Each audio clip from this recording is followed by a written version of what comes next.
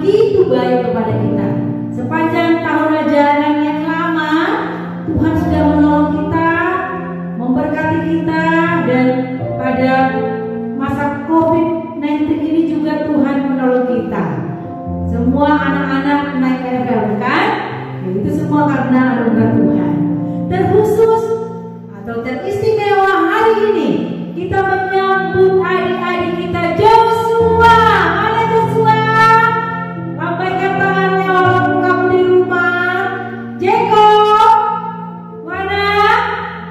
Oke, kami menyambut kalian. Inilah kita, keluarga besar sekolah Kristen Basic SMP SMA. Selamat datang kami ucapkan kepada anak-anak kami Joshua dan Jacob. Puji nama Tuhan, kita bersyukur untuk tahun ajaran baru ini. Mari kita memulai tahun ajaran baru ini dengan ucapan syukur kepada Tuhan. Dan kita tidak akan dapat melakukan apapun tanpa Tuhan. Untuk itu, hari ini kita mengundang Tuhan untuk terlibat di dalam rencana-rencana kita, di dalam aktivitas kita selanjutnya. Untuk itu anak-anak kami yang di rumah atau mungkin orang tua yang mengikuti ibadah ini, saya persilahkan untuk berdoa secara pribadi. Doa dimulai.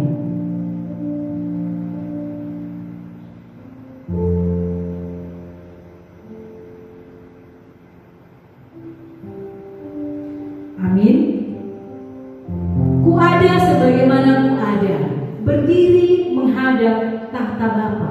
Semuanya itu karena anugerahnya semata. Kita naikkan pujian ini dengan doa kepada Tuhan. Semua anak-anak kami yang di rumah dan mungkin orang tua yang mengikuti ibadah ini, saya undang untuk berdiri. Sebagai mana ku ada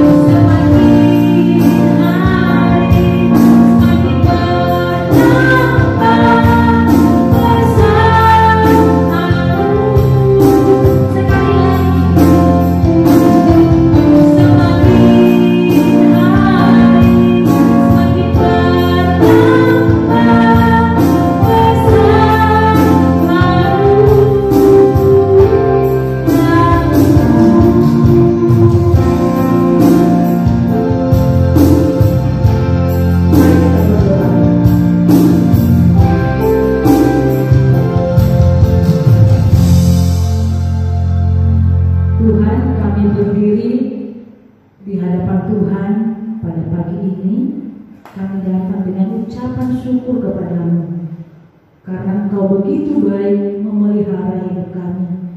Sepanjang waktu, sepanjang masa, sepanjang pergumulan hidup, bahkan sukacita, Tuhan selalu ada bersama dengan kami.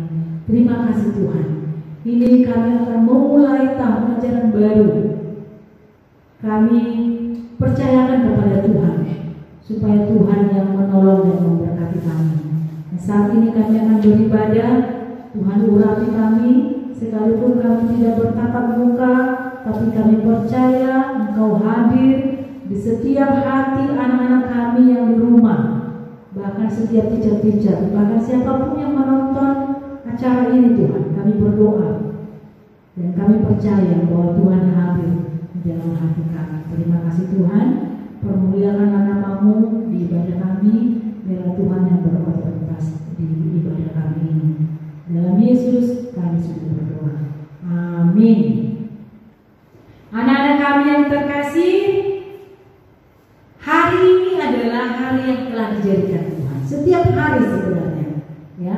Untuk itu kita bersuka di dalam Tuhan. Mari kita masih berdiri, kita naikkan pujian ini dengan sukacita. Boleh bertepuk tangan, boleh menggerak-gerakkan badan, atau terserah ya. Kamu di rumah bebas. Dengan adikmu, dengan kakakmu, dengan orang tua, mari kita bersukacita menaikkan pujian ini.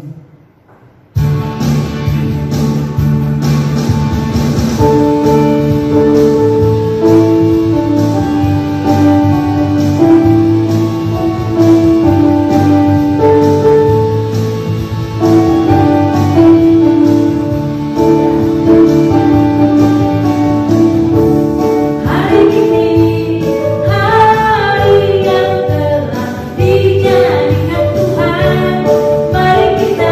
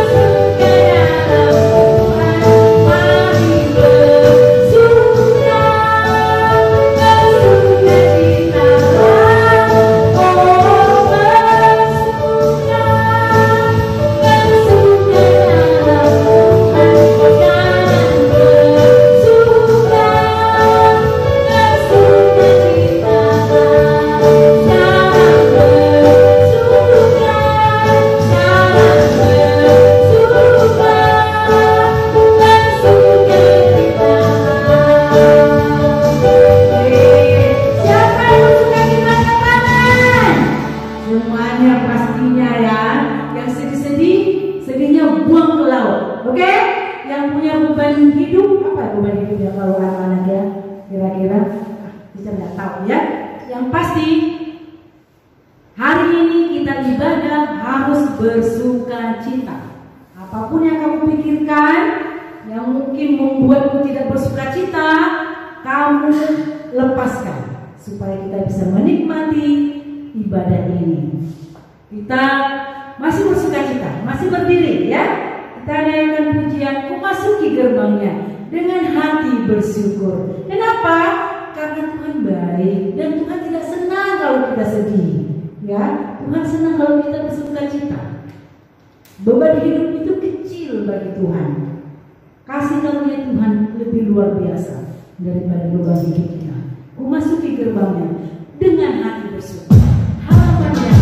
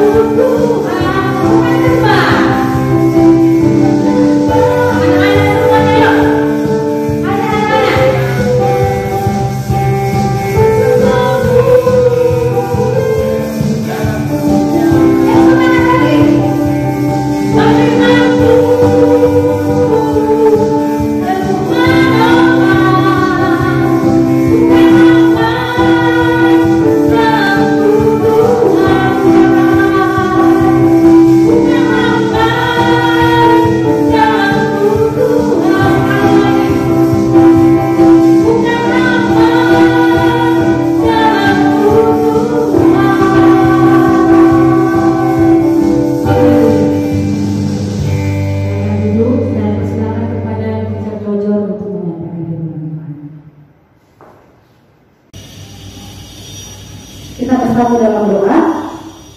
Bapa di dalam surga, terima kasih untuk hari ini Tuhan kembali mengumpulkan kami di ibadah worship kami, masa pengenalan lingkungan sekolah untuk anak-anak kami SMP, SMA Kristen Basic. Kiranya Tuhan menolong kami melalui kuasa Roh Kudus-Mu, mengajar kami untuk bisa mengenal Tuhan melalui kebenaran firman Tuhan yang akan kami dengarkan.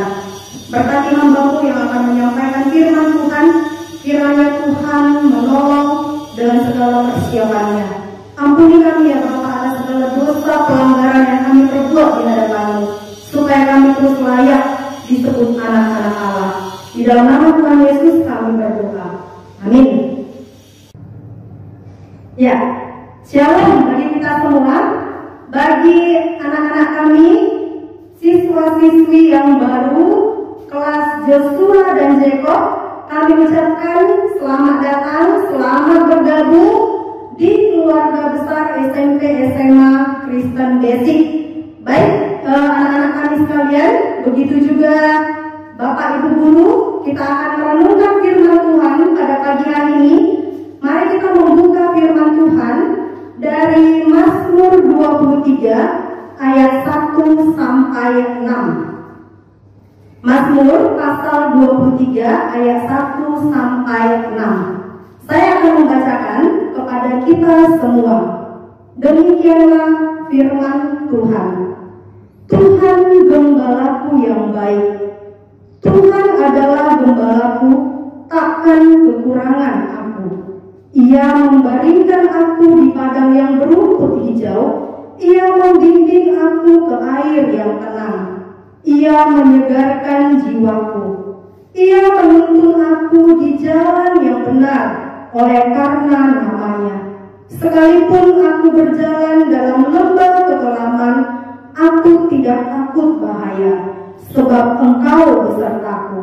Gadamu dan tongkatmu, itulah yang menghibur aku.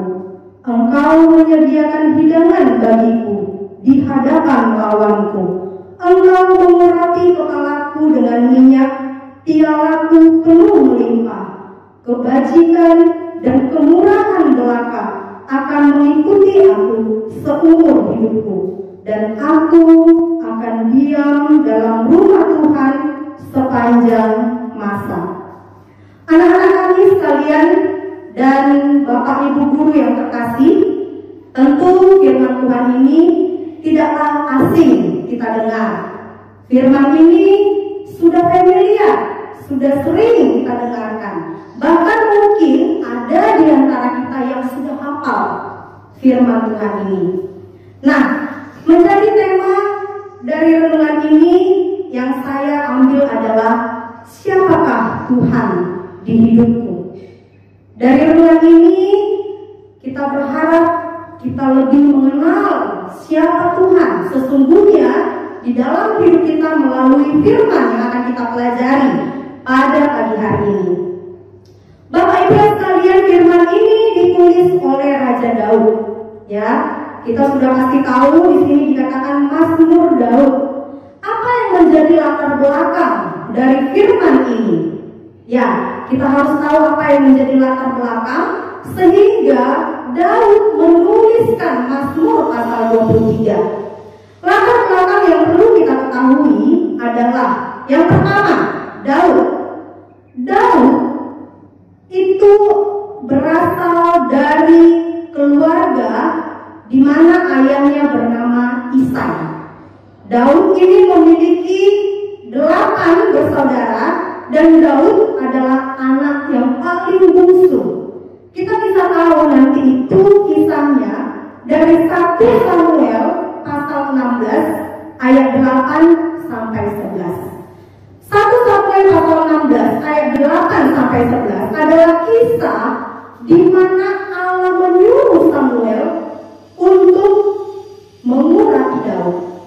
Nah, pada nas itu Isai memperkenalkan anaknya satu demi satu kepada Nabi Samuel. Sampai akhirnya Samuel berkata, hanya inikah anakmu? Anak pertama sampai anak yang ke-7. hampir Daud terlupakan. Kemudian Isai berkata, masih ada satu lagi, dan dia menggembalakan kambing domba. Maka latar belakang yang harus kita ketahui Bapak Ibu sekalian, anak-anak kami yang terkasih, Daud itu adalah seorang penggembala kambing domba. Sebelum dia menjadi raja, Daud itu berasal dari keluarga di mana orang tuanya seperti tidak memperhitungkan atau bisa dikatakan mengabaikan, karena mungkin perawakannya yang tidak sama seperti saudara-saudaranya yang tinggi, besar, gagah, perkasa. Tapi Daud dilihat oleh Allah. Maka di sini kita perlu mengerti dan belajar dari sosok Daud. Daud sebelum menjadi raja, dia adalah seorang penggembala kambing domba. Nah, apakah waktu Daud menulis Mazmur ini, dia sedang bermain kecapi di padang gurun sambil menuliskan Mazmur ini? Sambil dia menggembalakan kambing domba, dia menuliskan Mazmur ini? Itu ternyata tidak. Daud menuliskan Mazmur ini ketika dia sudah menjadi raja. Artinya, Daud sudah menjadi raja atas Israel. Tuhan melepaskan dia dari musuh-musuhnya. Tuhan memberikan kepadanya kemenangan. Tuhan memberikan kepadanya segala kelimpahan, harta dan segala sesuatu, situasi yang aman dan tentram, dan Daud menuliskan Mazmur ini. Secara umum Mazmur ini mau mengajarkan kita bahwa kita jangan lupa untuk bersyukur kepada Tuhan. Daud dengan segala kenyamanan, dengan segala posisi yang bagus, dengan segala harta yang banyak, dengan kepemimpinannya, dia menuliskan Mazmur ini dan dia mengatakan, Tuhan adalah gembalaku, takkan kekurangan aku. Anak-anak kami sekalian, Mazmur ini saya bagi ke dalam 3 bagian. Yang pertama, apa yang mau kita pelajari dari Mazmur ini adalah rasa puas di dalam Tuhan. Kita akan belajar dari ayat 1 sampai 3, apa artinya rasa puas di dalam Tuhan. Yang kedua, yang mau kita pelajari adalah rasa aman di dalam Tuhan. Itu nanti kita lihat dari ayatnya yang keempat. Dan yang terakhir, rasa yakin di dalam Tuhan, itu dari ayat 5 sampai 6. Nah, kita akan belajar dari ayat ini satu demi satu. Bapak Ibu sekalian, waktu Daud menuliskan Mazmur ini, dia menggambarkan bahwa Tuhan itu adalah gembalanya.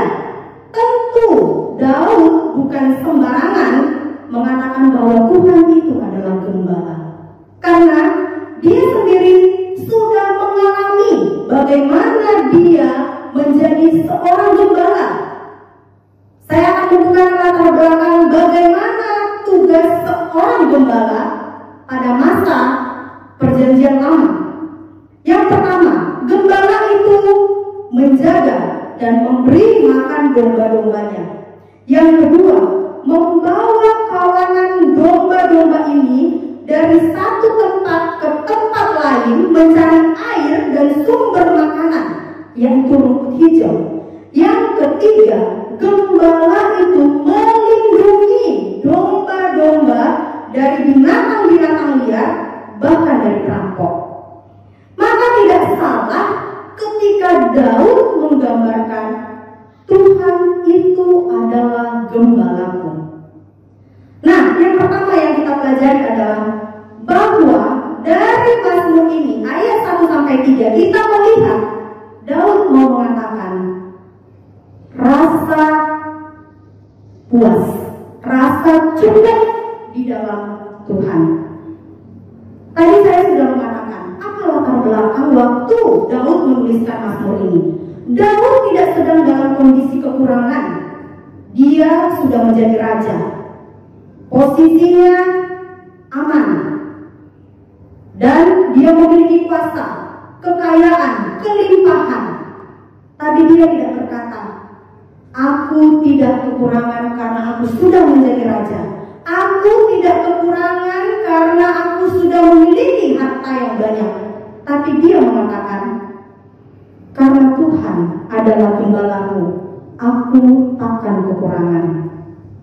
Berbicara kekurangan, saya yakin anak-anak kami sekalian, bahkan juga teacher-teacher di sini, atau mungkin orang tua kami yang akan mendengarkan worship ini, siapa di antara kita yang tidak punya kekurangan? Berbicara kekurangan di sini bukan berbicara materi, bukan hanya berbicara materi. Ketika kita merenungkan firman ini, Daud sedang mengajarkan kita untuk merasa cukup dan puas di dalam Tuhan.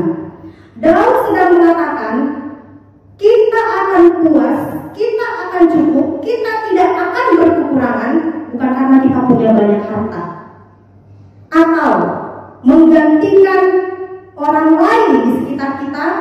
Misalnya, kayaknya kurang ya kalau udah menikah belum punya anak, kayaknya kurang ya kalau belum menikah. Kita seringkali menggantikan hal-hal yang lain menjadi Tuhan dalam hidup kita. Apa yang membuat kita menjadi cukup puas di dalam diri kita, bukan kepada orang lain, bukan kepada harta atau benda atau materi, atau bukan kepada jabatan, prestasi, kesuksesan yang kita miliki, sehingga kita bisa mengatakan, aku puas, aku sukses, aku berhasil, aku sudah punya rumah, punya mobil, punya pacar, punya anak, lengkap sudah hidup saya. Daud mengajarkan tidak demikian. Meskipun dia menjadi raja, punya posisi tertinggi, kerajaannya aman, punya banyak harta, tapi dia tidak mengatakan bahwa itu semua membuat dia puas. Tapi dia mengatakan, Tuhan adalah gembalaku, takkan kekurangan aku. Ketika kita menggantikan Tuhan dengan apapun saja, saya pastikan kita akan terus merasa kekurangan. Ketika kita menggantikan Tuhan di dalam diri kita dengan apapun saja, baik itu posisi, jabatan, harta, kekayaan, kepintaran, atau mungkin kalau anak-anak kami yang di SMA ini, yang baru masuk ke jurusan IPS, aduh kayaknya kurang pas, kelas IPS ini kayaknya gak cocok nih. Itu tidak benar. Atau mungkin anak-anak kami yang masih baru masuk, diterima di basic, kayaknya kurang top kalau masuk sekolah basic. Itu adalah hal yang salah. Maka renungan ini mau mengajak kita untuk memasuki satu tahun pelajaran 2020-2021, mari kita kembali kepada Tuhan. Apa yang membuat Daud mengatakan dia tidak kekurangan? Hal yang paling penting adalah dia tahu, yang pertama adalah Allah menyediakan makanan dan minuman. Adalah hal yang paling penting dalam hidup ini adalah kita cukup makan, minum. Tuhan menyediakan. Saya yakin di antara kita, ya mudah-mudahan tidak ada yang sampai tidak makan, ya kelaparan, tidak makan berhari-hari, tidak makan berbulan-bulan. Bahkan di sini dikatakan selain kebutuhan jasmani, dikatakan lagi di ayat 3, Tuhan menyegarkan jiwaku. Ia menuntun aku di jalan yang benar oleh karena namanya. Apa yang mau dikatakan oleh Daud adalah Daud puas bukan hanya karena soal jasmani, makanan, minuman yang terpenuhi, tapi dia memiliki kepuasan yang sejati, kebenaran yang sejati, dipuaskan oleh kebenaran Tuhan. Tuhan menuntun dia di jalannya yang benar. Tuhan menyegarkan jiwa kita. Kebutuhan yang paling penting adalah kebutuhan jiwa, rohani. Jasmani itu adalah hal yang berikutnya. Apakah adik-adik, anak-anak kami, atau bapak ibu sekalian saat ini, jiwamu sedang letih, jiwamu berbeban berat, engkau susah, stres, depresi, khawatir, takut? Hari ini Tuhan mengatakan, jika Tuhan adalah gembala kita, Tuhan akan menyegarkan jiwa kita. Tuhan akan menuntun kita di jalan yang benar. Ini adalah sesuatu yang penting. Tuhan akan menuntun kita semua di tahun pelajaran 2020-2021 di jalan yang benar. Mari kita berjalan di jalan yang benar. Jangan tersesat. Jangan ada yang melenceng dari jalan Tuhan. Ditambah lagi, anak-anak kami sekalian, mari kita berada di jalur yang benar. Situasi sekarang sudah berat, jangan ditambah berat. Di mana mungkin kita belajar secara daring, online, mari berada di jalan yang benar. Ketika kita tahu kita harus belajar, bangun cepat, persiapkan diri. Jangan ambil kesempatan mumpung tidak dilihat hijab. Gak apa-apalah, sambil belajar, makan-makan, golek-golek, gak ditengok kok. Atau bahkan saat ini ketika kita mendengar firman Tuhan, kita memiliki sikap yang tidak benar. Kita sambil makan-makan, kita mungkin sambil baring-baring, kita mungkin sambil nonton, sambil dengar ibadah firman Tuhan. Itu sikap yang tidak benar. Yang pertama, kita harus puas karena Tuhan. Kepuasan, rasa cukup. Kenapa? Karena Tuhan menyediakan kebutuhan yang paling penting, baik makanan maupun minuman. Dan yang tak kalah penting lagi, Tuhan memberikan kebenarannya. Firman Tuhan itulah yang akan menyegarkan jiwa kita, yang akan menyegarkan kita dari segala pergumulan kita. Dan yang kedua, yang mau kita pelajari dari ayat 4, dikatakan di sini, sekalipun aku berjalan dalam lubang kekelaman, aku tidak takut bahaya, sebab Engkau besertaku. Mengikut Tuhan dari ayat ini tidak menjamin bahwa everything is okay, aman, tidak ada masalah. Ikut Tuhan itu enak, ikut Tuhan jadi sukses. Dari firman Tuhan ini kita belajar bukan demikian. Maka tema yang tadi saya katakan, siapa Tuhan dalam hidup saya? Siapa Tuhan yang kita kenal? Daud mengatakan, sekalipun dia berjalan dalam lembah kekelaman. Kalau kita membaca dari Alkitab, ya, Alkitab dalam bahasa Inggris, lembah kekelaman itu dikatakan the valley of death, in the shadow of death. The valley of death, in the shadow of death. Artinya adalah bahwa di dalam situasi keadaan bayang-bayang maut, atau di tengah-tengah situasi yang mengancam nyawa, Daud berkata dia tidak akan takut. Kenapa Daud mengatakan demikian? Karena Daud pernah menjadi seorang gembala yang menuntun domba-dombanya untuk berpindah-pindah tempat dari satu tempat ke tempat yang lain untuk mendapatkan padang rumput yang hijau. Ada kalanya mereka akan melewati lembah, di mana lembah itu ada jurang yang tinggi, di mana matahari tidak nampak, cahaya matahari tidak nampak, dan lembah itu begitu gelap, maka akan banyak bahaya yang mengancam. Akan ada binatang buas, bahkan akan ada perampok yang akan merampok kawanan domba.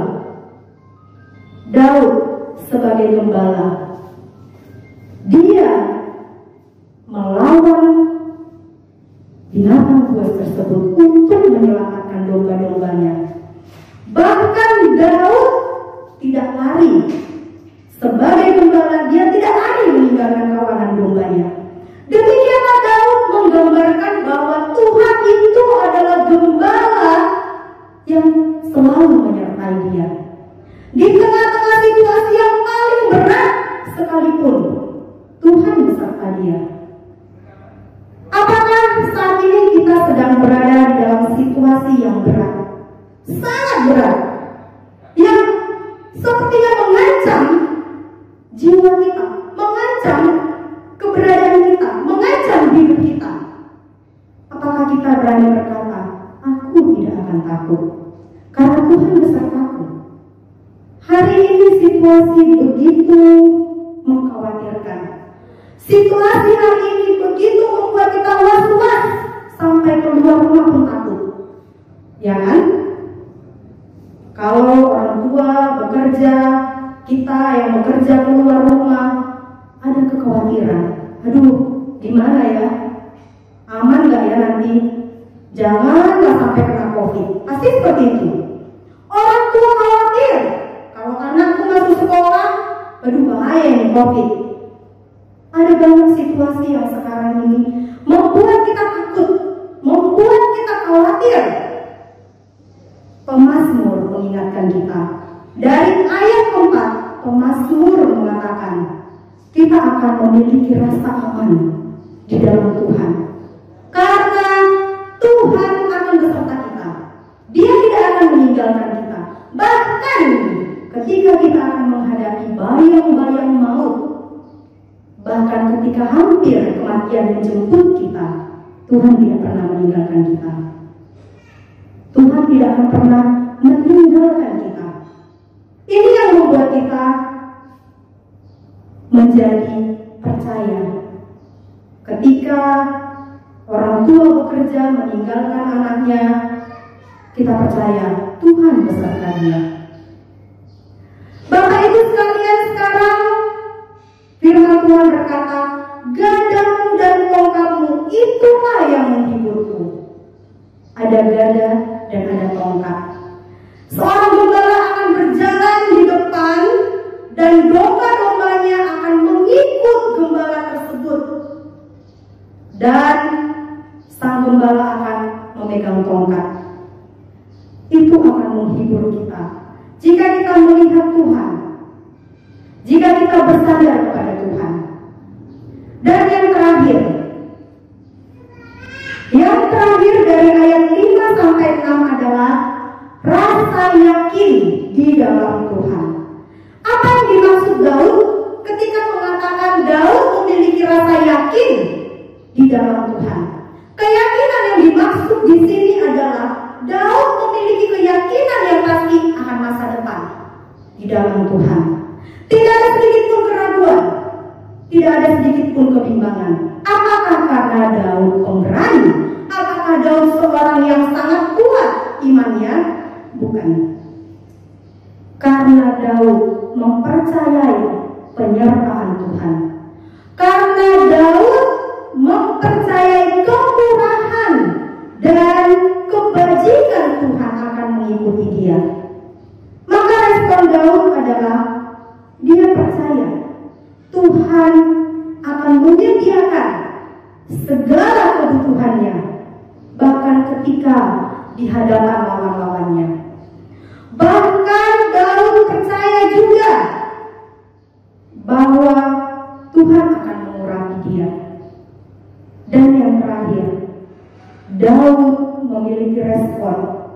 Daud akan diam di dalam rumah Tuhan sepanjang masa. Sepanjang masa itu artinya seumur hidupnya dia berkomitmen untuk diam di dalam rumah Tuhan. Bukan karena kekuatannya, bukan karena kehebatannya, tapi karena kemurahan dan kebajikan Tuhan. Hanya karena anugerah semata. Ini adalah penggalian firman Tuhan bagi kita. Anak-anak kami yang dikasihi oleh Tuhan, baik Bapak Ibu guru, bahkan juga orang tua kami. Mazmur ini dituliskan kepada kita untuk kembali kepada Tuhan, untuk mengingat Tuhan tidak pernah meninggalkan kita. Ketika kita mengatakan Tuhan adalah gembalaku, maka pertanyaannya, siapakah kita? Jika Tuhan adalah gembala kita, maka sebenarnya kita adalah domba-dombanya. Seperti apakah kita seharusnya menjadi domba? Di akhir firman Tuhan ini saya akan menutup firman ini dengan mengambil renungan kembali dari Yohanes pasal 10. Saya akan membacakannya kepada kita. Yohanes pasal 10, demikian firman Tuhan.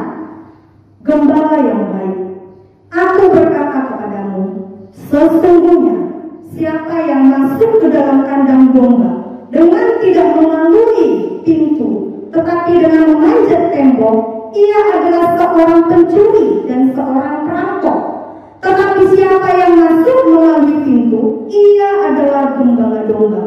Untuk dia penjaga membuka pintu, dan domba-domba mendengarkan suaranya, dan ia memanggil domba-dombanya masing-masing menurut namanya dan menuntunnya keluar. Jika ia berjalan di depan mereka, dan domba-domba itu mengikuti dia, karena mereka mengenal suaranya. Tetapi seorang asing pasti tidak mereka ikuti, malah mereka lari daripadanya, karena suara orang-orang asing tidak mereka kenal. Akulah gembala yang baik. Gembala yang baik memberikan nyawanya bagi domba-dombanya. Sedangkan seorang rupahan yang bukan gembala dan yang bukan pemilik domba-domba itu sendiri, ketika melihat serigala datang, meninggalkan domba-domba itu lalu lari, sehingga serigala itu menerkam dan mencerai-beraikan domba-domba itu. Ia lari karena ia seorang rupahan dan tidak memperhatikan domba-domba itu. Akulah gembala yang baik, dan aku mengenal domba-dombaku, dan domba-dombaku mengenal aku. Bapak Ibu sekalian, rekan-rekan guru, orang tua kami beserta anak didik kami yang terkasih dalam Tuhan, siapakah gembala kita? Siapakah yang menjadi pemimpin atas hidup kita? Mazmur 23 tadi itu adalah renungan yang disampaikan Daud kepada kita. Dia mengatakan bahwa Tuhan adalah gembalaku. Maka hari ini saya menantang kita semua. Mari kita menjadikan Tuhan Yesus adalah gembala kita. Saya sudah membacakan Yohanes pasal 10. Kenapa kita tidak perlu takut ketika berada di dalam lembah bayang-bayang maut, atau bahkan ketika kematian datang? Karena Yesus sebagai gembala yang baik menyerahkan nyawanya bagi kita. Dia memberikan jaminan bahwa ada tempat yang disediakan oleh Allah bagi kita jika kita mau menerima Yesus sebagai Tuhan dan Juru Selamat kita secara pribadi. Ketika kita mau menjadikan Yesus itu sebagai gembala yang akan menuntun kita, yang akan memimpin kita, dan kita menjadi domba-dombanya. Ketika kita memiliki hati seorang murid, atau menjadi domba milik Kristus, maka kita akan memiliki hati yang taat, telinga yang mau mendengar. Ketika kita dituntun di jalan yang benar, kita akan mau. Kita tidak akan susah diatur. Apakah kita adalah kawanan domba Allah dan Yesus adalah gembala kita? Kita akan mengalami apa yang dikatakan oleh Daud di dalam Mazmurnya, ketika kita pun mau menjadikan Yesus sebagai gembala agung kita, menjadikan Yesus sebagai pemimpin atas hidup kita. Kita akan merasakan yang namanya rasa cukup, puas. Di tengah-tengah situasi apapun, cukup. Itu cukup. Puas. Di tengah-tengah kesulitan apapun, kita akan bisa berkata, it is well with my soul.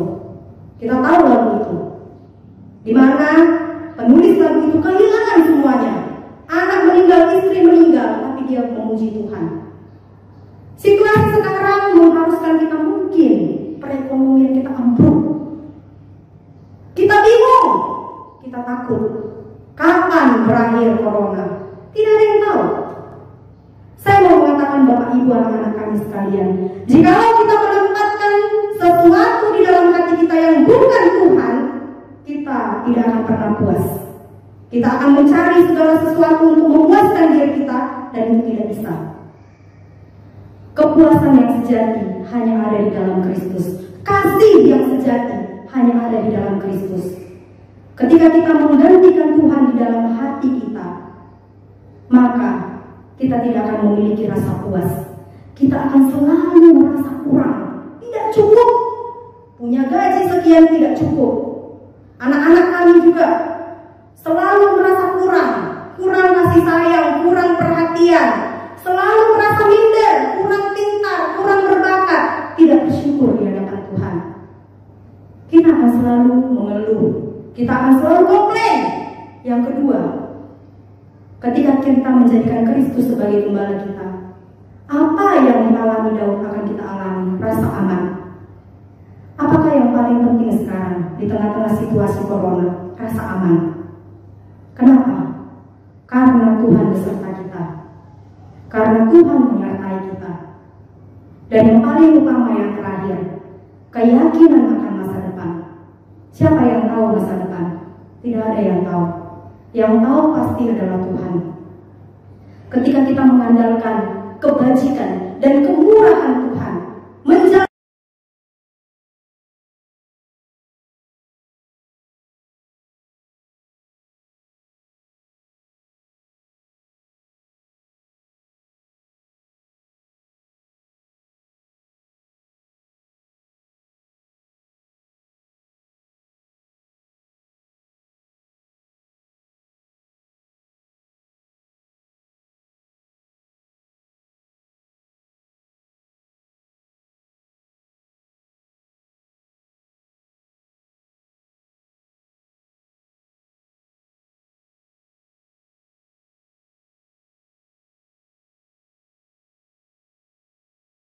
jin yang menyediakan apa saja yang kita butuhkan harus ada. Jangan kita mengartikan firman Tuhan dengan salah. Ayat 1, Tuhan adalah gembalaku yang baik, takkan kekurangan aku. Berarti aku tidak akan berkekurangan dari segi materi. Itu salah. Bukan demikian. Sekalipun kita tidak kaya raya, sekalipun hidup kita cukup pas-pasan, kita bisa bersyukur. Karena Tuhan itu segala-galanya. Tuhan itu kekal. Tuhan itu segala-galanya bagi kita. Kiranya firman Tuhan pada pagi hari ini menguatkan kita untuk melangkah bersama dengan Tuhan Yesus dan menyerahkan hidup kita sepenuhnya di dalam Tuhan Yesus. Amin. Mari kita bersatu di dalam doa. Bapa di dalam surga, hamba-Mu sudah selesai menyampaikan firman Tuhan. Kami percaya Roh Kudus akan bekerja. Kiranya Tuhan memberkati ibadah worship kami ini, sekalipun secara daring. Kami yakin dan percaya Roh Kudus bekerja. Hamba-Mu yang menyampaikan dengan segala kekurangannya, kiranya Roh Kudus yang bekerja di dalam hati setiap anak-anak kami yang mendengarkan firman Tuhan ini. Kiranya kami yang mendengarkan percaya kepada Tuhan Yesus dan mengandalkan Tuhan Yesus dalam hidup kami. Ampuni kami ya Bapa atas segala sesuatu yang selama ini mungkin banyak hal kami kurang bersyukur, kami bersungut-sungut, kami khawatir, banyak hal yang kami takutkan dalam hidup kami. Kiranya Tuhan melalui firman ini kami kembali diingatkan untuk percaya kepada Tuhan, karena Tuhan adalah gembala kami yang baik, yang mengetahui segala sesuatu yang kami perlukan, yang kami butuhkan. Bapa di dalam surga, kami serahkan acara kami yang masih akan berlanjut. Kiranya Tuhan pimpin sampai berakhirnya. Di dalam nama Tuhan Yesus kami berdoa. Amin. Siapa yang diberkati dari pemberitaan firman Tuhan, angkat tangan. Amin.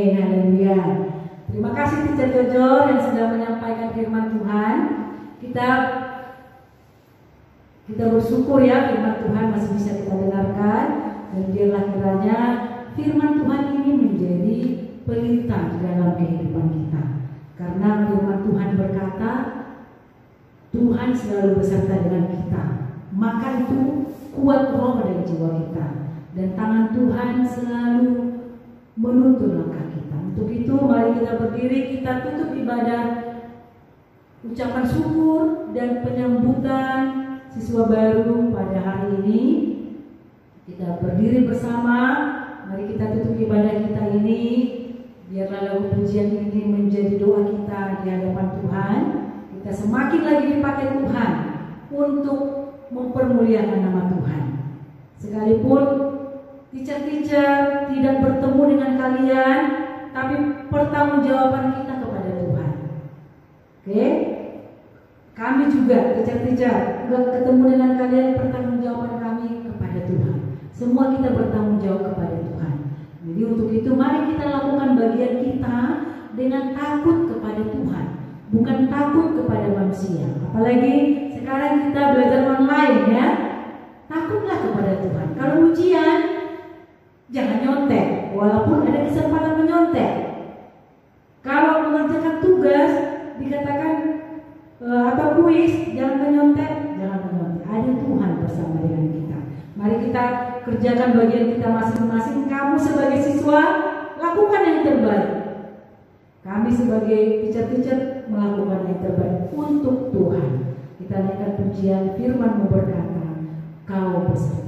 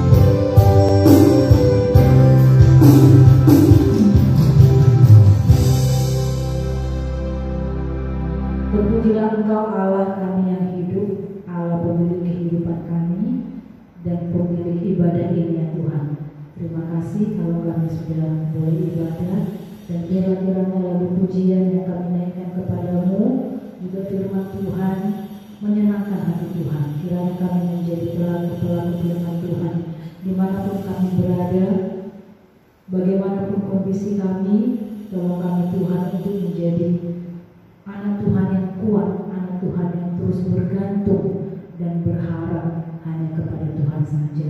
Terima kasih Tuhan untuk ibadah ini, dan kami serahkan terkhusus Tuhan untuk anak-anak kami Joshua dan Jacob Tuhan, siswa baru sekolah kami ini. Kami bersyukur kalau mereka ada di tempat ini bukan suatu kebetulan Tuhan. Kami percaya itu. Untuk itu Tuhan, kami berdoa untuk anak-anak kami Joshua dan Jacob. Tuhan, tolonglah mereka di dalam melewati pembelajaran di sekolah kami. Sekalipun saat ini kami belajar online ya Tuhan, tapi tolonglah supaya kiranya kami memiliki ikatan batin antara teacher dan siswa, sekalipun kami dan mereka adalah orang-orang yang baru ya Tuhan. Dengan pertolongan Tuhan, Engkau akan memampukan kami untuk itu. Terima kasih Tuhan. Ini doa kami, hanya dalam nama Yesus kami berdoa. Amin. Ibadah kita sudah selesai. Kami serahkan kepada kepala sekolah. Terima kasih. Shalom.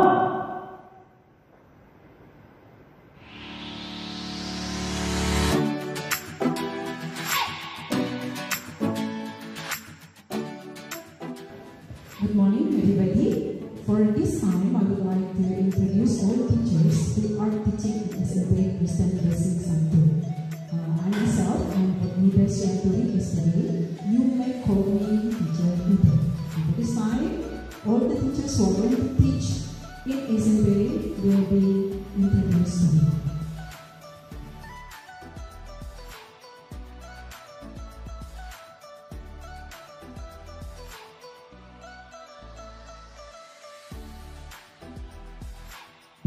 Shalom, selamat pagi. Nama saya Dodo Prakataya Situmurang SPD. Saya mengajar matematika di level Joshua dan di level Moses. Dan saya juga dipercayakan sebagai wali kelas Joshua 1. Salam sehat, sampai jumpa kembali.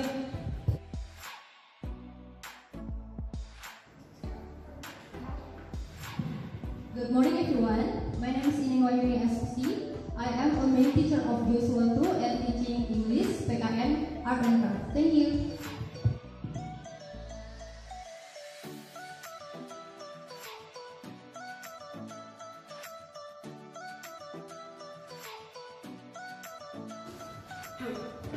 Shalom, perkenalkan nama saya Teacher Elizabeth. Saya mengajar bahasa Indonesia di kelas Joshua sampai Moses level. Saya kembali dipercayakan menjadi head teacher Joshua 3. Terima kasih.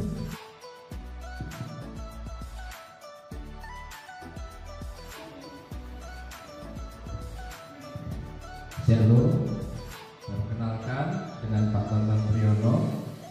Saya mengampu pada bidang studi IPS terpadu di Kalet dan di Moses, dan juga adalah sebagai wali kelas Kalet 1. Terima kasih.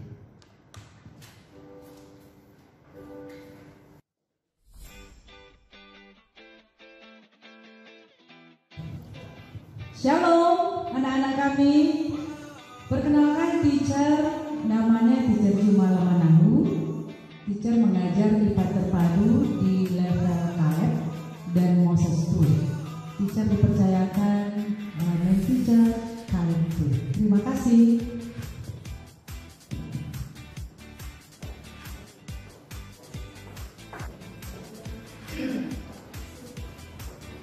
Shalom, perkenalkan nama teacher adalah Teacher Rani Banjarnahor SSI. Saya mengajar IPA terpadu di kelas Moses 1 dan saya juga dipercayakan sebagai main teacher Moses 1 dan juga pembina OSIS SMP untuk tahun ajaran 2019-2020. Terima kasih.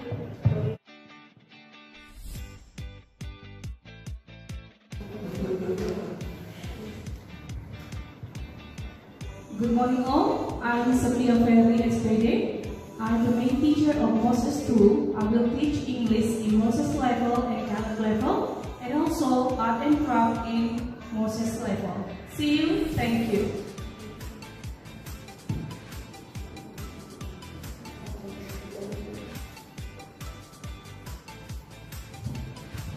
Shalom, perkenalkan saya Teacher Ayu. Saya mengajar matematika di level KW. Terima kasih.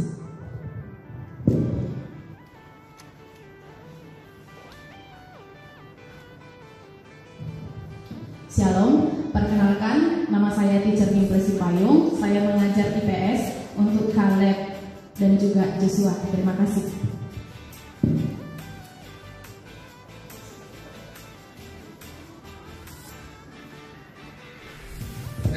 Shalom, perkenalkan nama saya Sri Fani Sidabutar. Saya mengajar mata pelajaran PKR untuk level Caleb dan Moses. Terima kasih.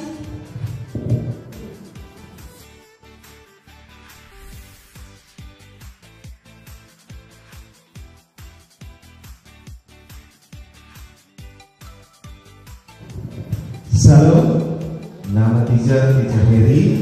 Teacher akan mengajar di kelas Joshua mata pelajaran IPA dan juga Art and Craft di Joshua dan Caleb. Terima kasih. Shalom.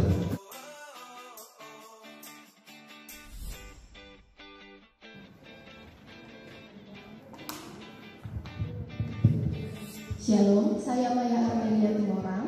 Saya membawakan bidang studi bahasa Indonesia di kelas Caleb 1. Terima kasih.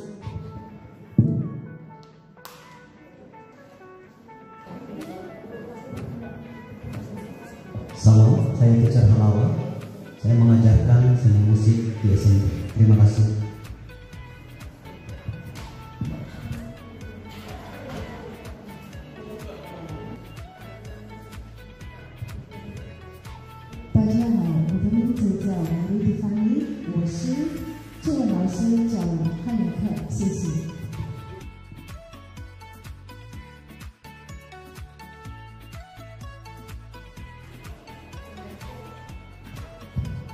Shalom, perkenalkan nama saya Rina Putra Tanggubulan SPD. Saya mengajar penjas di level SMP. Terima kasih.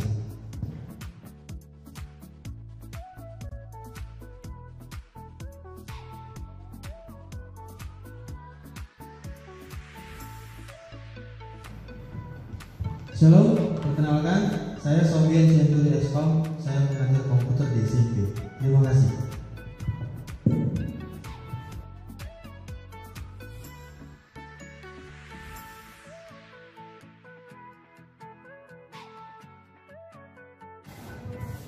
Shalom, perkenalkan saya dengan Teacher SP. Saya mengajar Art and Craft di kelas Caleb 1. Terima kasih.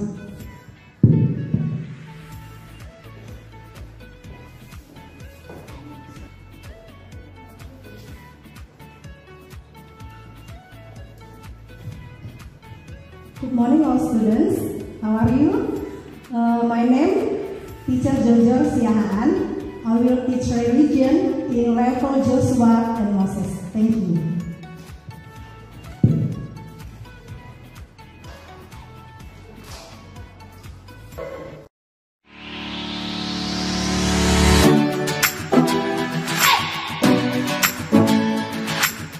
Shalom, selamat pagi Bapak Ibu, orang tua, peserta didik kami kelas Joshua. Kita mengucap syukur buat hari ini jika Tuhan masih memberikan kesempatan buat kita semua, sekalipun kita bertemu melalui daring, tapi ini sesuatu yang tetap kita syukuri. Ya Bapak Ibu, kami berterima kasih buat seluruh orang tua peserta didik kami yang memberikan kesempatan buat kami untuk boleh mendidik putra-putri Bapak Ibu di SMP Kristen Basic 1. Baik, sebelum kita memulai acara sosialisasi kurikulum dan juga tata tertib pada hari ini, kita akan memulai pertemuan kita di dalam doa. Mari kita berdoa. Bapak di dalam surga, kami mengucap syukur buat hari ini. Jika Tuhan masih memberikan kesempatan buat kami Secara khusus hari ini kami akan mengadakan sosialisasi kurikulum dan juga tata tertib di SMP Kristen Basic 1 untuk orang tua peserta didik kami yang baru. Terima kasih Tuhan buat kesehatan dan kekuatan yang kasih Tuhan berikan buat kami semuanya. Kami memohon supaya Tuhan yang memimpin kami dalam acara ini, Engkau yang memberkati dan memampukan kami juga, dan memberkati acara ini dari awal hingga akhirnya nanti. Kami rindu nama Tuhan dipermuliakan melalui acara ini. Terpujilah Engkau yang hidup, hanya di dalam nama Tuhan Yesus kami sudah berdoa dan mengucap syukur. Amin. Baik Bapak Ibu, orang tua peserta didik kami, pepatah mengatakan tidak kenal maka tidak sayang. Jadi dalam kesempatan ini kami akan memperkenalkan diri kami kepada orang tua peserta didik kami. Saya sendiri, saya kepala sekolah SMP Kristen Basic 1. Nama saya Khotnida Sianturi, biasa dipanggil Teacher Ida. Dan untuk tahun ajaran ini diberikan kesempatan untuk memimpin sebagai kepala sekolah di SMP Kristen Basic 1. Dan yang kedua, saya mau memperkenalkan wali-wali kelas, tentunya Bapak Ibu sudah ingin tahu ya wajah dari wali-wali kelas anak-anak Bapak Ibu sekalian. Baik, saya akan mulai dari Joshua 1. Saya memanggilkan Miss Dodo. Ya, nama lengkapnya Miss Dodo Pranatalia Situmorang. Ya, beliau dipercayakan untuk menjadi wali kelas di Joshua 1. Terima kasih. Selanjutnya saya akan memperkenalkan juga wali kelas dari Joshua 2. Saya mengundang Ibu Yuni. Nama lengkapnya Ibu Ineng Wahyuni, biasa dipanggil Teacher Yuni. Ya, beliau bertanggung jawab untuk menjadi wali kelas di Joshua 2 untuk tahun ajaran ini. Terima kasih, Yuni. Selanjutnya saya memanggilkan wali kelas dari kelas Joshua 3. Ya, tahun ajaran ini dipercayakan kepada Teacher Elizabeth Sitorus. Ya, Bapak Ibu. Baik, terima kasih Teacher Elizabeth. Mohon maaf untuk guru-guru yang lain belum bisa kami perkenalkan untuk saat ini. Satu kerinduan kami, ya, kita orang tua dan guru bisa berdampingan di dalam mendidik anak-anak yang sudah dipercayakan buat kita bersama. Baik, selanjutnya kita akan masuk ke sosialisasi kurikulum dan juga tata tertib di SMP Kristen Basic.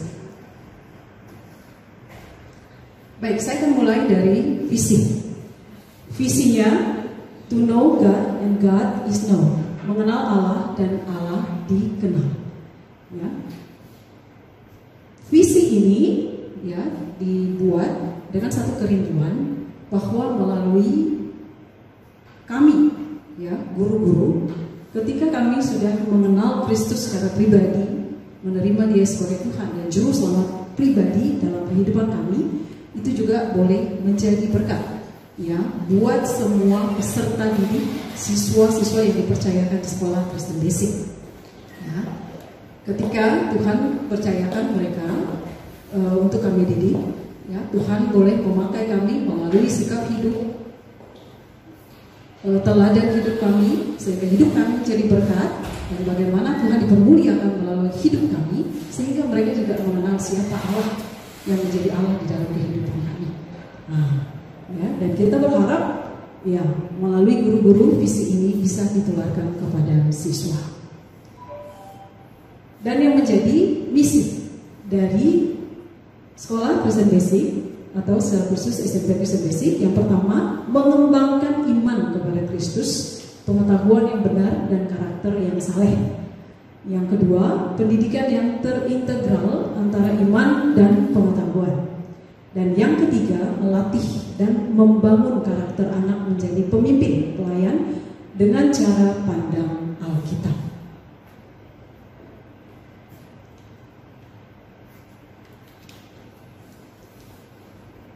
Baik, di basic kita ada budaya atau ciri khas atau keunikan tersendiri, ya. Atau boleh dibilang kurikulum khusus basic yang dinamakan dengan 4 pilar. Pilar pertama yaitu aku dan Tuhanku, ya, spiritual. Oke. Ketika hubungan kita beres dengan Allah, ya, secara pribadi, saya yakin ini menjadi fondasi yang utama dengan pilar-pilar selanjutnya. Jadi program-program yang kita adakan untuk meningkatkan atau menumbuhkan hubungan kita dengan Allah atau aku dengan Tuhanku itu selalu dimulai dari guru juga. Ya, setiap hari guru itu ada homeroom, ada ibadah pagi bersama. Ya, sesudah itu di kelas-kelas juga ada homeroom antara guru dan siswa. Nah, di samping itu ada pembelajaran religion, ada karakter building, ada juga worship yang kita lakukan setiap hari Jumat, dan pembelajaran-pembelajaran lainnya. Kalau di SMP juga ada yang namanya KTB. Nah, semua program-program ini diadakan untuk membangun hubungan pribadi kita dengan Allah. Seperti saya bilang sebelumnya bahwa ini adalah fondasi hal utama yang menunjang atau mendukung ke pilar-pilar selanjutnya. Pilar kedua, aku dan diriku atau psikologi karakter. Ya, tadi saya sudah sebutkan bahwa fondasi utama adalah ketika hubungan kita beres dengan Tuhan, saya yakin dan percaya hubungan kita dengan diri sendiri juga pasti beres atau karakter kita. Ya, seiring ketika kita beribadah, ketika Tuhan ingatkan kita selalu melalui kebenaran firman-Nya, dan kita melakukan itu dengan setia, dengan taat di hadapan Tuhan, maka akan tumbuh karakter-karakter seperti yang ada di Galatia 5. Ya, buah roh itu menjadi bagian dari hidup kita yang tidak terpisahkan. Ya, nah, karakter-karakter lain misalnya seperti kejujuran, ya, kerja keras, kreativitas, kerajinan, ketekunan. Nah, ini kesadaran kita akan muncul, ya, seiring dengan hubungan kita yang beres dengan Tuhan. Jadi sangat mempengaruhi pilar pertama, sangat mempengaruhi seluruh pilar yang lainnya. Oke, yang ketiga, aku dan sesamaku, sosial. Ya, tetap fondasinya di yang pertama. Ketika kita beres dengan Tuhan, beres dengan diri sendiri, ya kita pun akan beres dengan sesama. Ya, tidak berarti tidak akan ada konflik, tetapi ketika kita ada konflik pun pasti kita berbeda dalam menyelesaikannya. Kita tidak akan menyelesaikannya dengan cara-cara dunia, tapi kita akan menyelesaikannya di dalam kebenaran firman Tuhan. Ya, nah, untuk program-program yang kami adakan untuk menunjang pilar ketiga ini, ya, dari hal yang sederhana misalnya, ya.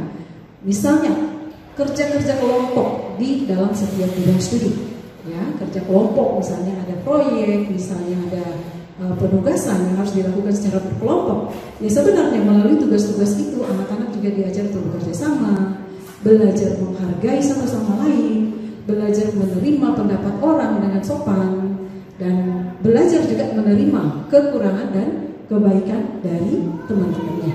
Jadi di sini belajar bagaimana bersosialisasi dengan baik. Nah, program yang lain misalnya ya melalui KTB, kelompok tumbuh bersama, juga melalui kegiatan pramuka ketika misalnya ada proyek atau kegiatan yang lain yang harus mereka lakukan secara bersama-sama. Nah, mereka juga belajar bersosialisasi dengan baik dalam melalui kegiatan tersebut. Ya. Dan ada banyak program-program lainnya, mulai dari yang sederhana sampai yang lebih rumit, misalnya dalam kepanitiaan, ya. Biasanya sekolah Kristen Basic selalu mengadakan itu Basic Cup. Nah, di sana anak-anak betul-betul dilatih bagaimana berorganisasi, ya, bagaimana berpendapat, bagaimana mengelola sesuatu secara bersama-sama. Ya, akhirnya ya dengan satu keribuan bahwa pada akhirnya kegiatan yang dilakukan itu berjalan dengan baik. berjalan dengan sukses dan nama Tuhan dipermuliakan. Oke, selanjutnya pilar keempat yaitu aku dan lingkunganku, iptek, seni dan budaya. Nah, tetap saya ulang, ketika hubungan dengan Tuhan beres, dengan diri sendiri beres, dengan sesama juga beres, nah Tuhan juga akan memakai kita menjadi berkat, ya, menjadi berkat. Ya, anak Bapak Ibu dipaparkan atau dengan berbagai macam pembelajaran setiap hari. Nah, kita tidak tahu memang minat anak-anak ini pada akhirnya kemana, ya, pada akhirnya kemana. Tetapi saya tidak percaya melalui guru-guru yang sungguh-sungguh mempersiapkan pembelajaran, sungguh-sungguh mengajar siswa dengan baik, mendidik siswa dengan baik, itu akhirnya mereka akan menemui di mana yang menjadi bakat mereka. Dan pada akhirnya kalau mereka menemukan bakat dan talenta mereka, itu bisa menjadi ladang profesi mereka, di mana mereka bisa menjadi berkat bagi dunia ini. Ya, mungkin ada anak-anak kita yang menjadi dokter, tapi dokter yang takut akan Tuhan. Mungkin ada yang jadi insinyur, ada yang menjadi pilot. Nah, mereka bisa dipakai Tuhan juga menjadi berkat buat lingkungan, buat masyarakat, dan bahkan juga buat dunia ini. Itu untuk pilar keempat. Selanjutnya kita masuk ke kurikulum. Baik, kita mengikuti arahan pemerintah. Sudah 3 tahun, ini tahun keempat kita memakai kurikulum 13. Ya, jadi untuk mata pelajaran yang disampaikan mengikuti arahan dari dinas. Ya, walaupun ada tambahan-tambahan melalui kurikulum basic sendiri, dan juga ada tambahan-tambahan mapel, jam pelajaran di mapel yang kita tambah, ya, dari standar dari dinas, seperti itu. Selanjutnya saya terangkan di sini sistem penilaian, ya. Jadi sistem penilaian ada 3 hal yang dinilai, ya, ada 3 hal yang dinilai di dalam proses, ya, proses pendidikan di sekolah basic. Yang pertama itu adalah sikap. Nah, sikap ini, penilaian sikap ini diambil dari observasi atau pengamatan dari setiap guru yang masuk di kelas putra putri Bapak Ibu, ya. Jadi setiap guru yang masuk akan melakukan pengamatan. Nah, akan ada nanti jurnal, ya, jurnal harian. Jadi ada catatan dari setiap guru yang masuk, bisa hal positif, bisa hal negatif, ya. Jadi akan dituliskan di satu buku. Nah, dari situ akan ada observasi dan akan ada penilaian observasi. Nah, yang kedua, kita penilaian juga diambil juga dari keterampilan, ya. Keterampilan itu diambil dari portofolio, ada project, ada produk, ada juga praktek-praktek yang dilakukan, ya. Selanjutnya dari pengetahuan. Nah, kalau pengetahuan ini Bapak Ibu itu cenderung secara teori, nanti akan ada penugasan-penugasan, akan ada ujian-ujian mungkin lisan atau tertulis, ya. Dan ini memberikan penilaian pengetahuan buat siswa-siswi kita. Selanjutnya, untuk nilai akhir akademik, ya, untuk nilai akhir akademik daripada siswa itu akan diambil, ya, dari rumusnya di sini 2PH tambah UTS tambah UAS bagi 4. Nah, kalau PH ini berarti penilaian harian, berarti 50% diambil dari penilaian harian, ya. Nah, termasuk tuh setiap hari seperti apa mereka di kelasnya. Yang kedua, dari UTS, ujian tengah semester, itu 25%, dan 25% lagi dari ujian akhir sekolah. Nanti total dari nilai ini akan dibagi 4. Itulah untuk nilai akhir akademik siswa. Nah, di samping itu Bapak Ibu ada buku karakter, ya. Buku karakter ini dibagikan ke siswa untuk diisi di rumah, ya. Nah, untuk diisi di rumah ada parameter-parameter yang diberikan nanti, dan ini untuk melihat kedisiplinan siswa. Apakah mereka melakukan kegiatan-kegiatan atau parameter-parameter yang disebutkan di dalam buku karakter tersebut. Dan ini nilainya itu 70% itu dari sekolah atau dari guru, 30% lagi itu dari rumah. Jadi totalnya 100% untuk buku karakter ini. Oke.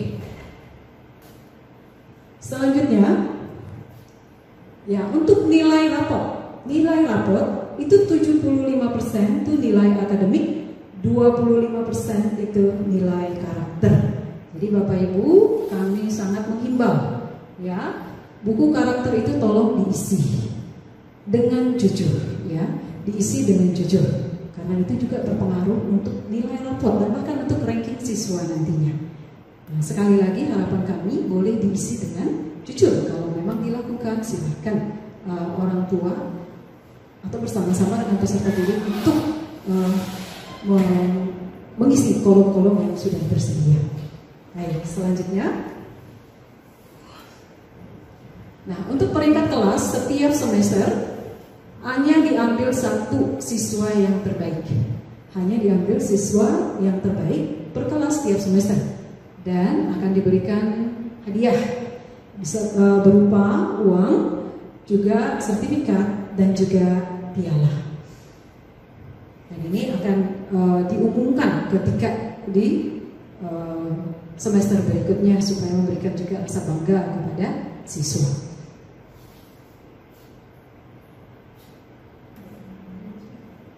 Baik. Kalau untuk pengembangan diri di sekolah ada beberapa Bapak Ibu, itu bidang seni, olahraga, juga ada kelas memasak dan lain-lain. Tetapi karena situasi COVID saat ini, memang pemerintah belum mengizinkan untuk membuka kelas-kelas ini, ya, karena memang masih masa transisi.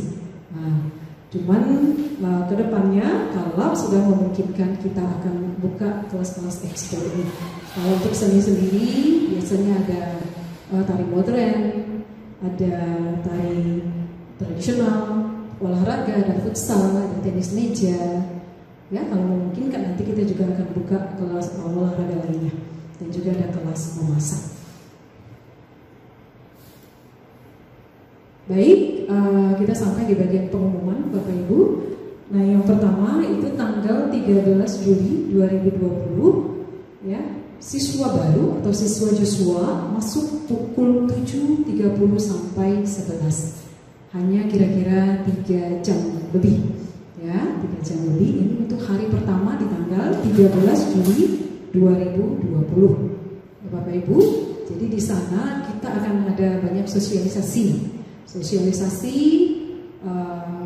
kurikulum juga, tata tertib juga, sosialisasi dari OSIS ya. Dan juga sosialisasi untuk masalah COVID ini, protokol COVID ini juga kita akan sampaikan. Itu yang menjadi isi dari masa orientasi siswa nantinya di tanggal 13. Ya. Nah, selanjutnya, mulai tanggal 14 Juli siswa sudah masuk dalam 2 shift. Ya. Shift 1 itu pukul 7.15 sampai 12. Shift 2 itu dimulai pukul 12.30 sampai 17.15 Bapak Ibu. Ya, selanjutnya untuk konsultasi dengan guru. Ya kami mengharapkan kerjasama dari Bapak Ibu untuk membangun kerjasama yang baik ya antara guru dan orang tua. Jadi kami memberikan kesempatan tetap untuk orang tua kami untuk konsultasi dengan guru, mungkin guru kelas, ya. Tetapi kami memohon dengan sangat supaya ketika mengadakan konsultasi dengan guru, ya tidak diadakan pada saat jam-jam pembelajaran, karena untuk secara khusus untuk masa transisi ini akan berat sekali, karena ada 2 shift nantinya, jadi mungkin guru akan begitu sibuk. Silakan Bapak Ibu buat janji dengan guru-guru kelas kapan akan konsultasi dengan guru-guru tersebut mengenai putra-putri Bapak Ibu. Baik, selanjutnya kita akan masuk ke tata tertib sekolah Kristen Basic atau SMP Kristen Basic.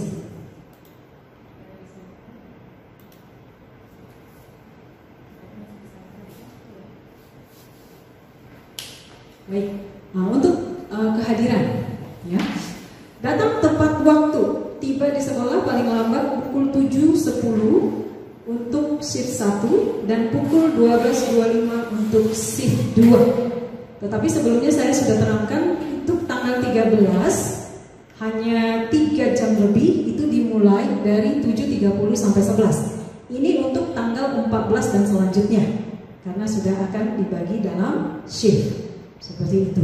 Jadi tolong Bapak Ibu diingatkan anak-anaknya untuk disiplin datang ke sekolah, masuk tepat waktu. Selanjutnya, bagi siswa yang sakit atau berhalangan hadir, orang tua wajib menginformasikan kepada guru kelas masing-masing. Apabila tidak ada informasi atau informasinya bukan dari orang tua yang bersangkutan, maka siswa tersebut dianggap alfa. Saya pikir sudah jelas, kita lanjut. Selanjutnya, tidak diperkenalkan meninggalkan lingkungan sekolah tanpa izin dari guru dan kepala sekolah. Jadi kalau seandainya Bapak Ibu ada urusan dengan putra-putri Bapak Ibu, ya misalnya selama ini dalam pengurusan paspor misalnya, jadi harus memang berfoto, wawancara. Nah, jadi sebelum pergi ke sana harus mengambil surat dulu, ya surat dulu dari administrasi, diisi dan ditandatangani oleh siswa atau orang tua, guru kelas dan kepala sekolah. Nah, kalau sudah ditandatangani surat tersebut, boleh dititip ke security, baru diizinkan meninggalkan sekolah. Selanjutnya, siswa yang tidak hadir selama 3 hari berturut-turut, saya garis bawahi berturut-turut ya Bapak Ibu, tanpa kabar, maka pihak sekolah akan memanggil orang tua atau wali untuk dimintai keterangan. Ya Bapak Ibu, ini untuk menghindari hal-hal yang tidak diinginkan. Jadi kami akan memanggil Bapak Ibu kalau memang situasinya sampai 3 hari tidak ada berita yang jelas kenapa siswa atau putra-putri Bapak Ibu misalnya tidak datang. Selanjutnya, untuk kedisiplinan, poin kedisiplinan. Ya, siswa membawa dan mempersiapkan perlengkapan belajar berupa buku, alat tulis dan lain-lain. Ya, jadi mohon diingatkan Bapak Ibu, selama ini dari pengalaman yang kami terima, sering sekali anak-anak itu menyusun jadwal di pagi hari. Jadi terburu-buru akhirnya banyak yang tinggal. Ya, sehingga mau tak mau guru harus mencatat itu di jurnal harian atau di buku jurnal siswa. Ya. Nah, jadi ini bagian dari kedisiplinan, tolong sama-sama kita mengingatkan supaya anak-anak sebisa mungkin menyusun jadwal atau roster di malam hari supaya menghindari hal-hal tersebut. Baik, yang kedua, disiplin membawa Alkitab. Nah, kitab ini ya kita pakai Bapak Ibu dalam homeroom, pembelajaran agama, worship, jadi mereka harus membawa Alkitab. Jadi tolong Alkitabnya juga dikasih nama. Karena sering sekali kita menemukan Alkitab tapi tidak ada nama, jadi bingung juga mengembalikan ke siapa, gitu ya. Selanjutnya, mengikuti seluruh kegiatan pembelajaran dari awal hingga selesai pembelajaran. Terus, mengikuti kegiatan yang dilaksanakan oleh sekolah, ya ibadah, upacara, pramuka, KTB, seminar dan lain-lain. Ya, jadi tolong diingatkan supaya memang diikuti. Nah, contoh kecilnya, misalnya 17 Agustus. Nah, biasanya 17 Agustus itu kan tanggal merah. Jadi memang kita anjurkan siswa harus datang ke sekolah untuk mengadakan upacara. Dan biasanya sesudah upacara akan langsung pulang. Nah, kita mengharapkan untuk setiap kegiatan ya seperti itu, ya siswa wajib hadir. Atau misalnya ketika perayaan Natal. Ya, kalau tidak ada halangan yang begitu urgent, ya siswa diwajibkan untuk mengikutinya. Jadi kegiatan-kegiatan sekolah harus diikuti oleh siswa. Selanjutnya, untuk bagian kedisiplinan lagi, ya mengerjakan tugas yang diberikan oleh guru dan dikumpulkan tepat waktu. Nah, ini juga pergumulan kami. Ya, Bapak Ibu guru, sering sekali anak-anak itu menumpuk tugas-tugasnya. Sesudah menumpuk, tingkat stres tinggi, nah baru dikerjakan. Ya, dan baru dikerjakan, akhirnya hasil tidak maksimal. Ya, jadi tugas kita Bapak Ibu, kita bekerja sama. Bapak Ibu mengingatkan di rumah, kami mengingatkan di sekolah supaya siswa betul-betul mengerjakan tugas yang diberikan guru dan dikumpulkan tepat waktu. Selanjutnya, makan dan jajan di kantin pada saat jam istirahat atau makan siang, tidak saat pembelajaran berlangsung. Nah, untuk masa transisi ini selama 2 bulan, ya, kantin tidak dibuka, kantin ditutup. Ya, jadi kami menganjurkan supaya siswa-siswi kami membawa makanan dari rumah atau snack. Ya, kalau seandainya makan siang, karena memang jamnya dari 7.15 sampai jam 12. Ya, mungkin makan siangnya di rumah. Tetapi yang mungkin ada yang nggak sempat sarapan di rumah dan membawa makanan, nah, silakan juga makan. Tetapi tidak di kantin. Semua makan di dalam kelas. Seperti itu, ya. Jadi untuk break, untuk makan snack atau mungkin makan pengganti makan sarapan pagi, silakan dilakukan di dalam kelas, tidak di kantin. Selama masa transisi. Selanjutnya, menjaga kebersihan dan keindahan lingkungan sekolah. Ini pembiasaan Bapak Ibu. Kita ada program Aku Bisa, bersih, indah, sopan, aman. Ya, kita menganjurkan anak-anak juga untuk jangan buang sampah sembarangan, ya, atau mengambil sampah, mau sampah dia atau tidak, ya belajar ambil, seperti itu. Jadi ya sama-sama menjaga kebersihan dan keindahan lingkungan sekolah. Selanjutnya, untuk poin kerapian dan kebersihan, memakai seragam sekolah setiap hari sesuai ketentuan sekolah. Nah, untuk hari Senin, Selasa, dan Kamis memakai seragam yang ada rompinya. Untuk hari Rabu memakai seragam pramuka. Untuk hari Jumat memakai seragam batik. Baju olahraga hanya boleh dipakai pada saat jam pelajaran olahraga. Selanjutnya, baju kemeja harus dimasukkan dengan rapi ke dalam celana atau rok, kecuali baju batik dan kaos olahraga. Silakan, ya, mau masuk ke dalam juga boleh, mau tidak juga boleh untuk baju batik dan kaos olahraga. Selanjutnya, rambut harus ditata rapi. Bagi siswa laki-laki berambut pendek, maksimal 3 cm, jadi potong pendek. Ya, nah, lewat dari itu, ya mau tak mau sekolah bertindak, ya. Siswa tidak diperkenankan mewarnai rambut. Lanjut. Selanjutnya, memakai ikat pinggang warna hitam, kecuali Rabu bisa menggunakan ikat pinggang pramuka. Tapi kalau seandainya juga tidak ada ikat pinggang pramuka, silakan memakai ikat pinggang warna hitam. Selanjutnya, memakai sepatu dominan warna hitam. Perpaduan warna sepatu yang diperkenankan sekolah adalah hitam dan putih dengan tali sepatu hitam. Ya, tali sepatu harus hitam, itu kami garis bawahi. Selanjutnya, memakai kaos kaki warna putih, kecuali hari Rabu siswa memakai kaos kaki hitam. Panjang kaos kaki yang dipakai harus di atas mata kaki. Selanjutnya, seperti yang saya sudah sebutkan sebelumnya, saat pramuka semua siswa memakai kaos kaki hitam. Selanjutnya, kuku pendek serta tidak memakai kuteks. Selanjutnya, berpenampilan bersih dan rapi bagi siswa perempuan, tidak memakai make up. Selama pembelajaran, poin selama pembelajaran. Yang pertama, memperhatikan, mendengarkan penjelasan dari guru yang sedang mengajar tanpa memotong pembicaraan. Ya, bukan berarti tidak bisa bertanya Bapak Ibu, tetapi kita ketika misalnya ada sesuatu yang mau kita tanya, ya silahkan tunjuk tangan. Ya, silahkan tunjuk tangan dengan sopan. Ya, meminta izin dulu dari gurunya, jadi tidak langsung memotong pembicaraan. Ya, Bapak Ibu. Selanjutnya, bertanya, berdiskusi dengan cara sopan, santun, dan tertib.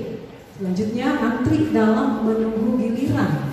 Terlebih ini nanti kita akan banyak antri dalam hal cuci tangan, ya, dalam hal penggunaan hand sanitizer itu akan banyak dituntut untuk antri. Nah, ini kita akan belajar di sini, ya, antri menunggu giliran. Selanjutnya, tetap di dalam ruangan kelas ketika pergantian jam pelajaran. Ya, mengerjakan tugas dan bagian-bagian mengerjakan tugas dan bagian masing-masing serta tidak mengganggu orang lain. Next. Oke, sekarang kita masuk ke poin larangan. Oke. Yang pertama, dilarang bertato baik yang bersifat sementara maupun permanen. Kedua, dilarang memakai perhiasan yang berlebihan. Yang ketiga, dilarang melakukan kecurangan saat ulangan atau ujian. Di sini anak-anak kita ajarkan untuk jujur. Selanjutnya, dilarang memanipulasi surat baik dari sekolah maupun orang tua. Selanjutnya, dilarang memasukkan tanda tangan orang tua atau guru atau kepala sekolah dan lain-lain. Selanjutnya juga dilarang membawa barang yang tidak berhubungan dengan proses pembelajaran. Saya garis bawahi ya, yang tidak berhubungan dengan proses pembelajaran. Ya, selama ini misalnya seperti mainan, tablet, handphone, komik, novel dan lain-lain. Bapak Ibu, secara khusus untuk komik atau novel ini, ya, yang sering kami dapati bukan sepenuhnya dilarang, artinya karena kita juga ada program literasi dan buku-buku dalam literasi itu juga ada termasuk novel. Cuma yang beberapa kali yang kami temui adalah ketika anak dalam proses pembelajaran mereka membaca novel gitu. Nah, ini yang kami larang sebenarnya. Ya, ketika misalnya dia membaca novel di jam-jam istirahat atau sesudah makan siang ada waktu luang atau misalnya menunggu ketika guru belum datang, silakan, itu tidak dilarang. Ya. Nah, tetapi ketika sudah di dalam pembelajaran, ya mohon maaf karena itu akan mengganggu juga pemahaman anak akan pembelajaran karena terbagi fokusnya di novel dan juga pembelajaran. Itu yang kami tidak izinkan. Selanjutnya, dilarang mengambil barang milik orang lain, dilarang memotori dan merusak inventaris sekolah, dilarang juga berkelahi dan melakukan tindakan kekerasan, dilarang terlibat dalam penggunaan minuman keras, narkoba, rokok, judi, dan pornografi. Selanjutnya, poin larangan, dilarang mencemarkan nama baik orang lain, teman, guru, kepala sekolah, dan sekolah. Dilarang berbicara kotor, kasar, dan menghina dengan unsur sara. Dilarang membawa uang saku lebih dari 50 ribu rupiah. Nah, ini maksimal yang bisa dibawa. Ini untuk menghindari karena beberapa kasus yang kami temui, ya ada anak yang membawa uang lebih, ya uang lebih dari 50 ribu rupiah dan ya ada saat tertentu ketika itu ya uang tersebut hilang. Nah, ini besar sekali tanggung jawabnya. Ya, jadi untuk menghindari hal-hal tersebut, kami hanya mengizinkan siswa untuk membawa uang saku tidak lebih dari 50 ribu rupiah. Selanjutnya, dilarang terlibat dan masuk dalam kelompok geng seperti geng motor, premanisme, dan lain-lain. Selanjutnya, dilarang membawa kendaraan tanpa tanpa surat izin mengemudi atau SIM atau surat resmi dari orang tua bermaterai kepada pihak sekolah. Baik, ini ada firman Tuhan yang boleh mengingatkan kita semua. Amsal 22 ayat 6. Didiklah orang muda menurut jalan yang patut baginya, maka pada masa tuanya pun dia tidak akan menyimpang dari jalan itu. Baik, ini keterangan bagi yang membawa telepon genggam atau handphone. Bagi siswa yang membawa telepon genggam atau handphone untuk keperluan komunikasi ke orang tua karena penjemputan, maka handphone harus dititipkan ke guru kelas sebelum pembelajaran atau jam pembelajaran pertama dimulai dan diambil pada saat pulang sekolah. Bagi siswa yang kedapatan tidak menitipkan handphone, maka akan diperlakukan sesuai sanksi yang telah ditetapkan. Nah, di sini ada catatan Bapak Ibu, handphone yang diperbolehkan hanya handphone yang fungsi telepon dan SMS. Jadi yang smartphone tidak diizinkan untuk di SMP. Sanksi. Nah, sudah saya terangkan sebelumnya ada poin kehadiran kedisiplinan selama pembelajaran, kerapian dan kebersihan. Siswa yang melanggar tata tertib pada poin kehadiran, kedisiplinan selama pembelajaran, kerapian dan kebersihan akan diberikan teguran dan kartu peringatan sampai 3 kali. Apabila siswa masih melanggar sampai kartu peringatan ketiga, maka akan diberikan surat peringatan dan disampaikan kepada orang tua atau wali. Nah, ini tadi ada kartu-kartu Bapak Ibu. Yang pertama itu kartu kuning, kedua kartu orange, ya, dan ketiga kartu merah. Baik, kita masuk ke SP, surat peringatan pertama.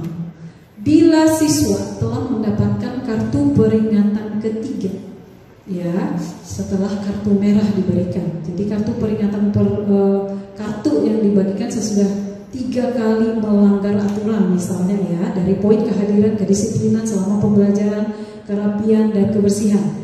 Nah, kalau dilanggar 3 kali, dia akan mendapat kartu kuning, ya.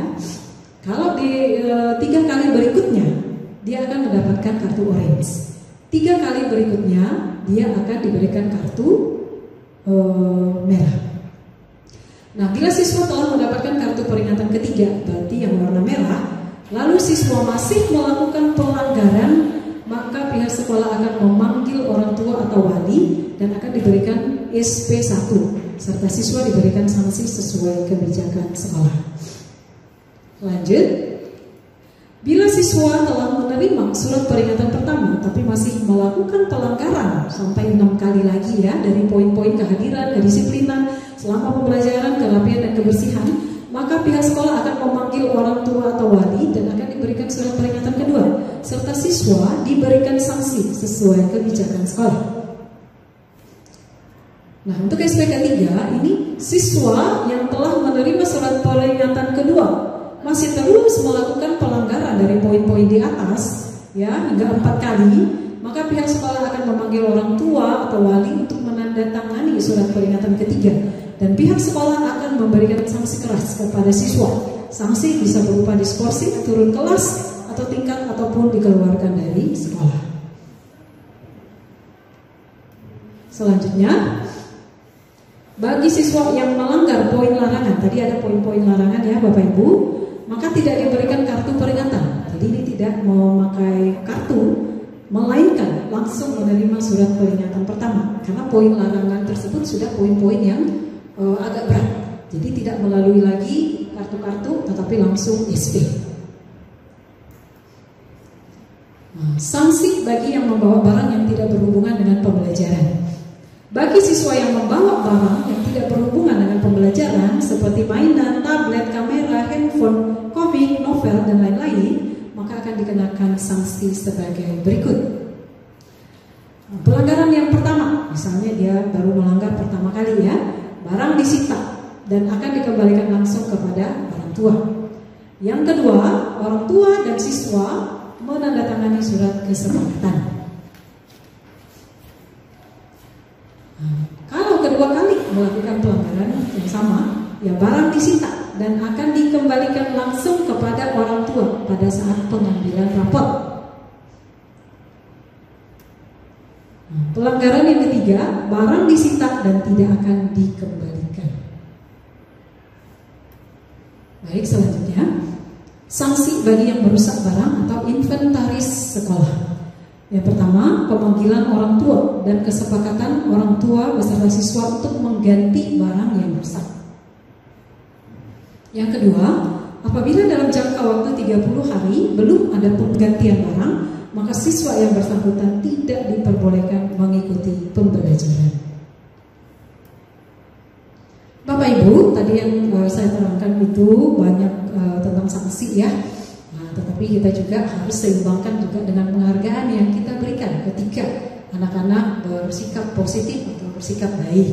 Nah, ini kelas yang dalam 1 bulan ya memiliki persentase pelanggaran tata tertib paling kecil akan mendapatkan 1 bintang. Pada akhir semester, kelas yang mendapatkan bintang paling banyak akan dibuatkan acara spesial.